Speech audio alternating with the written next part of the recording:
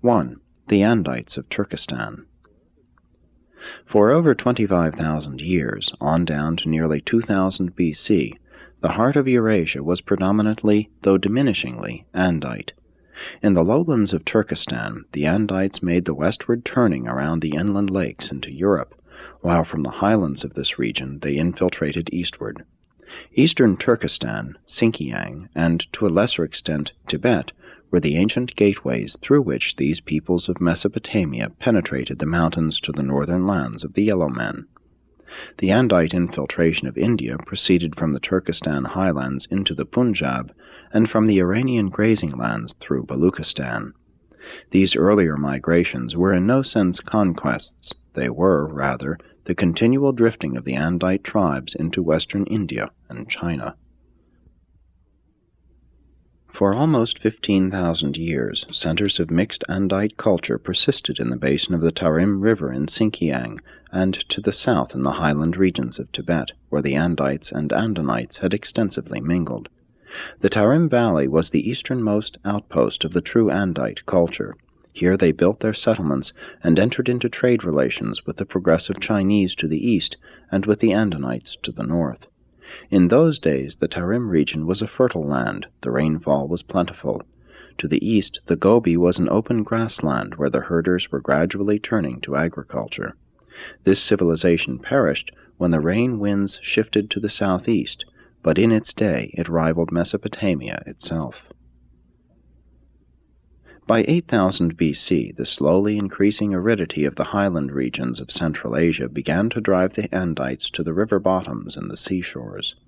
This increasing drought not only drove them to the valleys of the Nile, Euphrates, Indus, and Yellow rivers, but it produced a new development in Andite civilization. A new class of men, the traders, began to appear in large numbers. When climatic conditions made hunting unprofitable for the migrating Andites, they did not follow the evolutionary course of the older races by becoming herders. Commerce and urban life made their appearance. From Egypt through Mesopotamia and Turkestan to the rivers of China and India, the more highly civilized tribes began to assemble in cities devoted to manufacture and trade. Andonia became the Central Asian commercial metropolis, being located near the present city of Ashgabat. Commerce in stone, metal, wood, and pottery was accelerated on both land and water. But ever-increasing drought gradually brought about the great Andite exodus from the lands south and east of the Caspian Sea.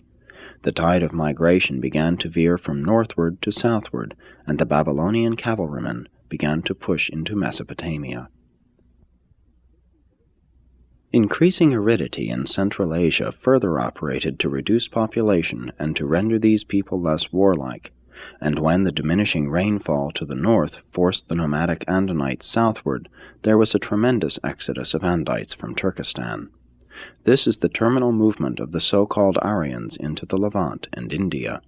It culminated that long dispersal of the mixed descendants of Adam, during which every Asiatic and most of the island peoples of the Pacific were to some extent improved by these superior races. Thus, while they dispersed over the eastern hemisphere, the Andites were dispossessed of their homelands in Mesopotamia and Turkestan, for it was this extensive southward movement of Andonites that deluded the Andites in Central Asia nearly to the vanishing point. But even in the 20th century after Christ, there are traces of Andite blood among the Turanian and Tibetan peoples, as is witnessed by the blonde types occasionally found in these regions. The early Chinese annals record the presence of the red-haired nomads to the north of the peaceful settlements of the Yellow River, and there still remain paintings which faithfully record the presence of both the blonde Andite and the brunette Mongolian types in the Tarim Basin of long ago. The last great manifestation of the submerged military genius of the Central Asiatic Andites was in AD 1200, when the Mongols, under Genghis Khan, began the conquest of the greater portion of the Asiatic continent. And like the Andites of old, these warriors proclaimed the existence of one God in heaven. The early breakup of their empire long delayed cultural intercourse between Occident and Orient, and greatly handicapped the growth of the monotheistic concept in Asia.